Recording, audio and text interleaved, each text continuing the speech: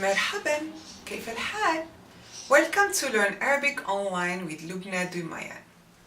In today's lesson, I will be describing and elaborate upon the nominal sentence, الجملة الاسمية, one of the most fundamental structures of the Arabic language.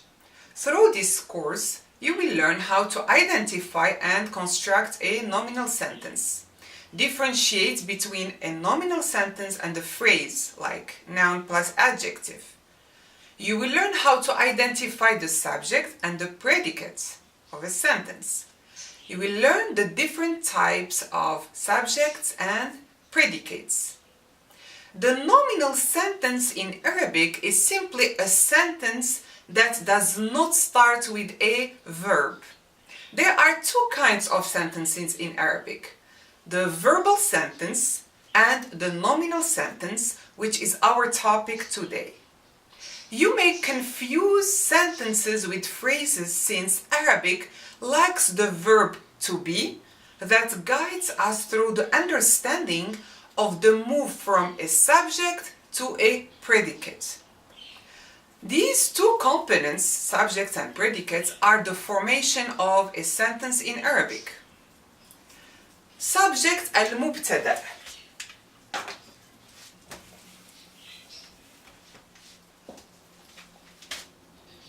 مبتدأ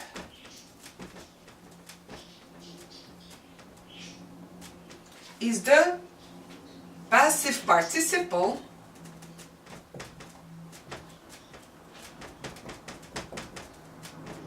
اسم المفعول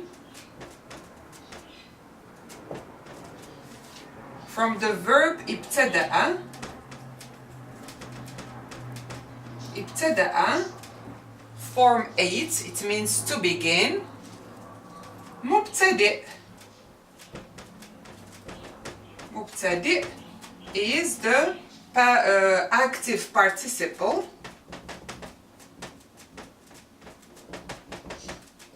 اسم الفاعل beginner.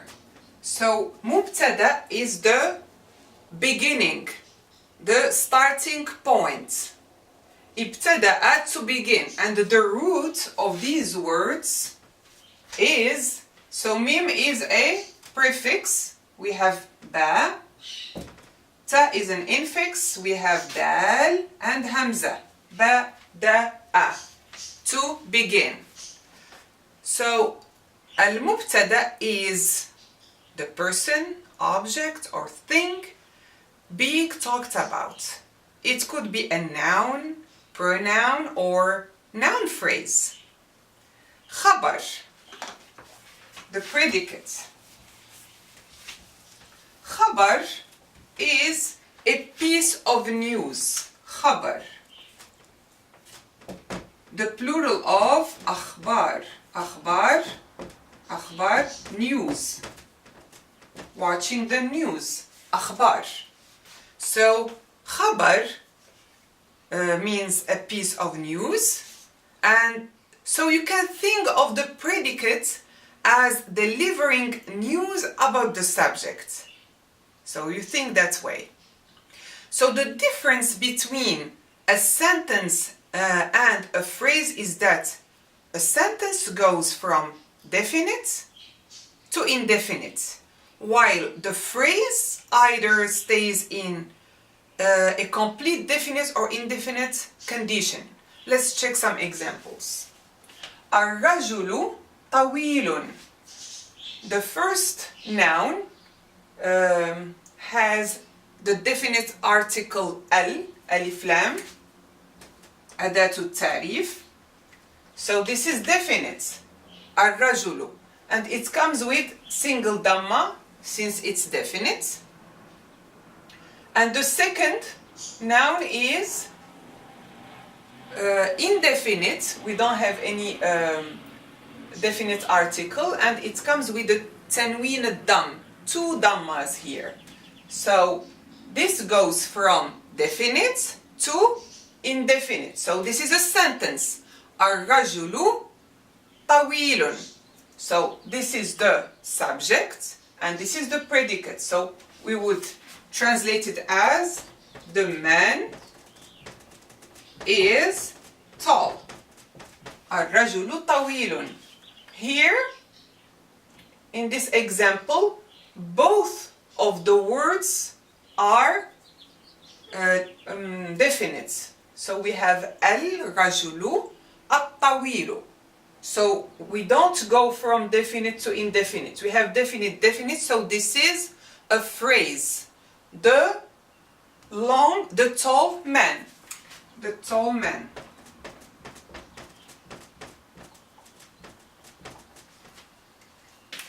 In this example, البنت جميلة, from definite to indefinite. So this is a sentence.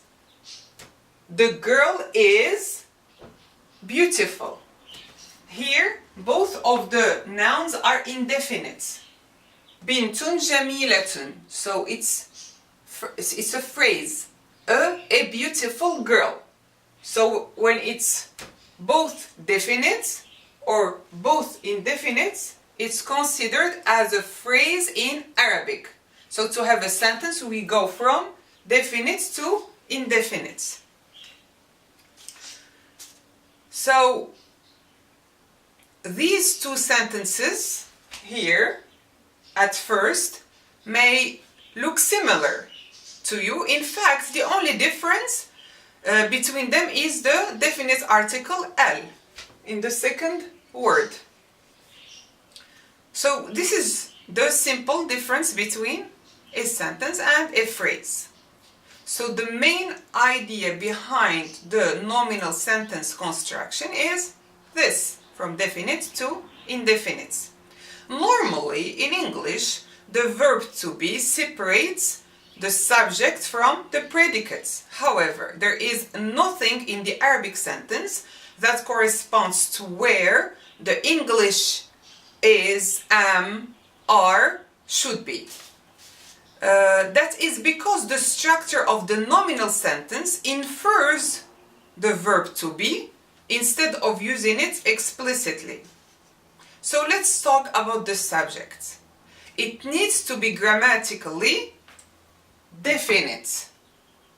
Okay?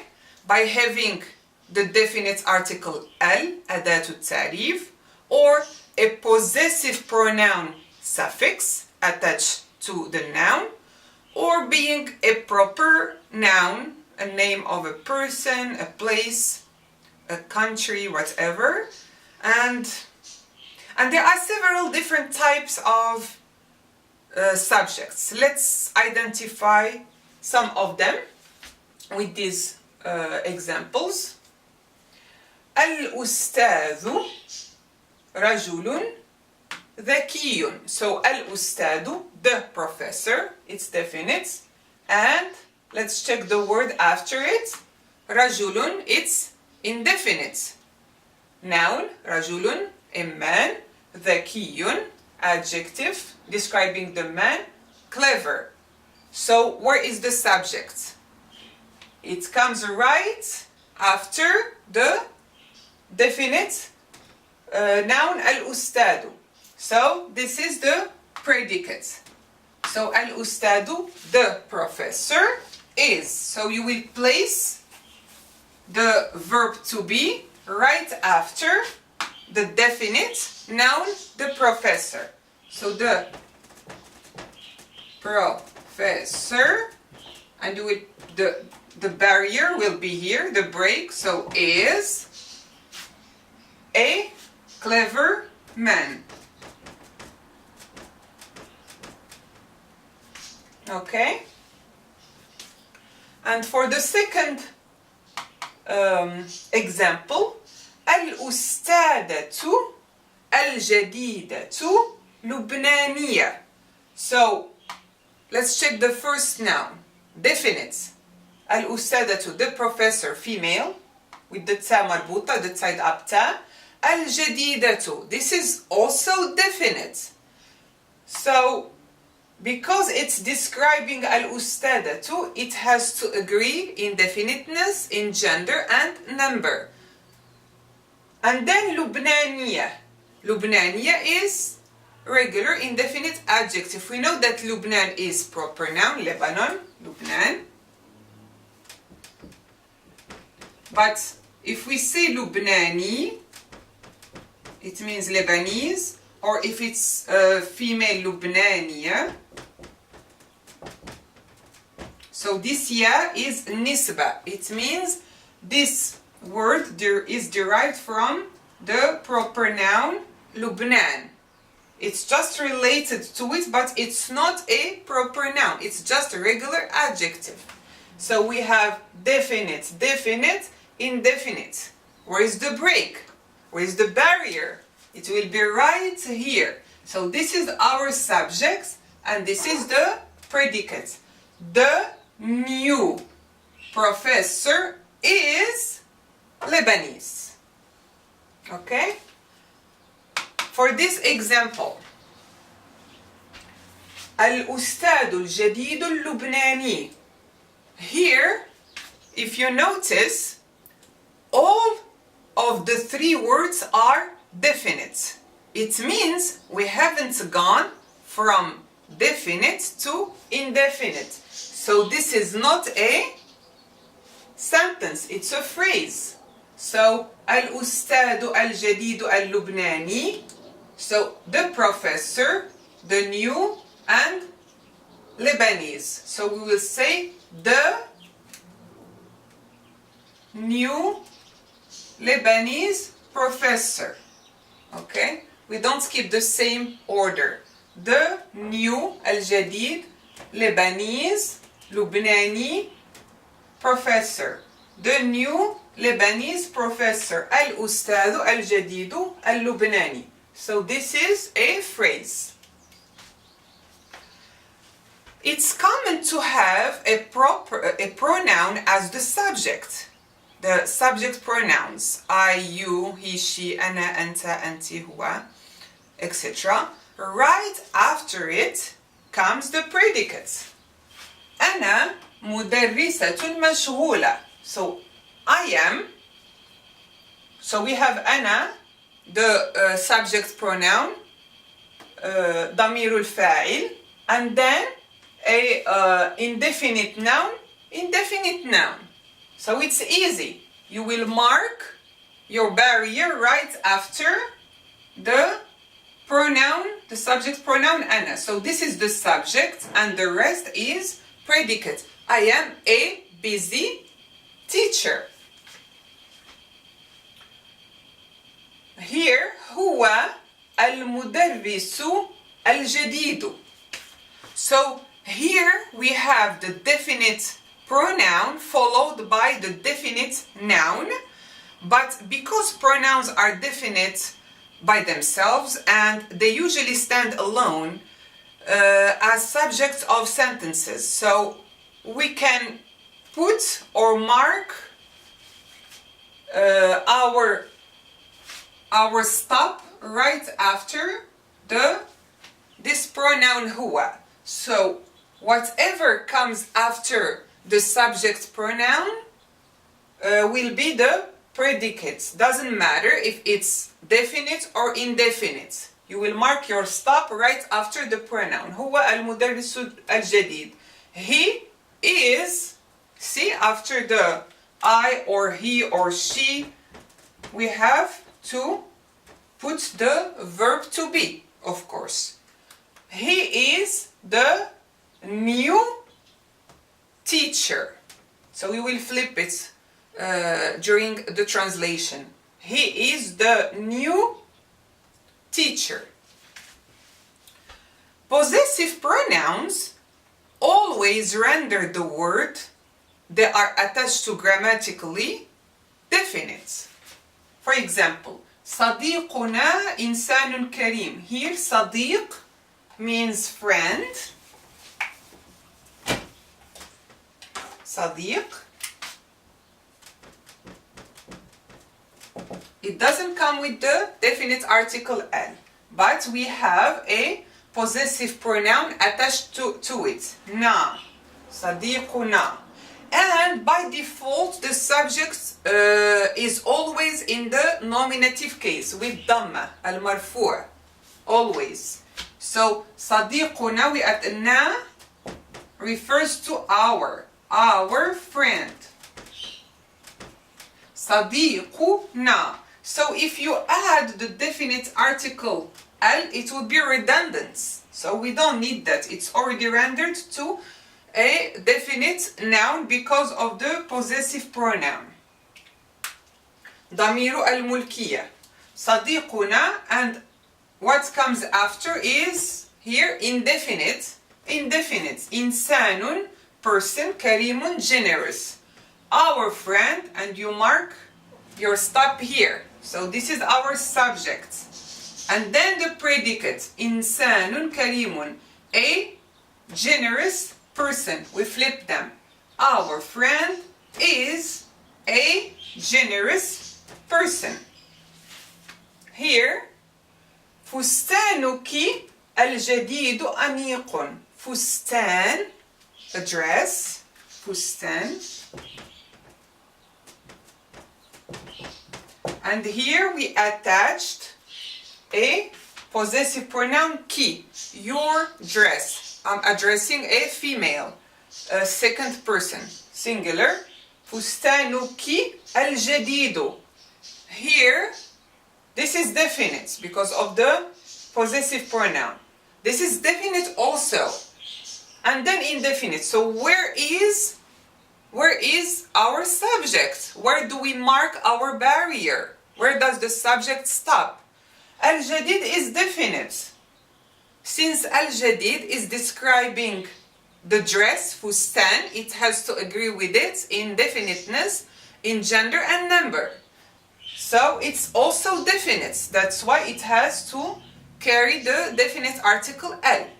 So Al-Jadidu aniqun, classy. So you will mark your barrier right here. Definite, definite, indefinite. Your new dress is classy, aniqun, or elegant. Okay? ذكريات. ذكريات, it means memories. ذكريات. ذكرياتكم. Here again we have another possessive pronoun, second person, plural, masculine. kum. Your memories. ذكرياتكم القديمة الجديدة. So this is definite. This is definite. القديمة, old. الجميلة, nice or beautiful. And so definite, definite, definite. This is not a sentence. This is a phrase. So your old, nice memories. All right? So now let's move on to the predicates. Al-khabar is grammatically indefinite. So the subject is definite, the predicate is indefinite. There are several types. It may be a noun, noun phrase, verb phrase, or prepositional phrase. So here, for instance, الولد في الحديقة الكبيرة. الولد, this is a subject. And right after we have a preposition في. في means in or at. So الولد في الحديقة الكبيرة. Right before the prepositional phrase, we will mark our barrier. So this is our subject, the definite noun, al-waladu, the boy is where? In the big garden. Al-hadiqa, garden, kabira, big. So the boy is in the big garden. Here another example, البناية خلف الحديقة الكبيرة. So we have the definite noun البناية, the building, البناية, and right after comes the preposition خلف. خلف, behind. So prepositions are words that specify the relation, the relative position of nouns in space or time. So the building is, so you mark your barrier here, is behind the big garden. Here we have a proper noun as a subject, Muna. So in English we capitalize the proper nouns. In Arabic we don't. So if you don't know the Arabic names, it would be trickier for you. Okay, so Muna fatatun latifatun jiddan.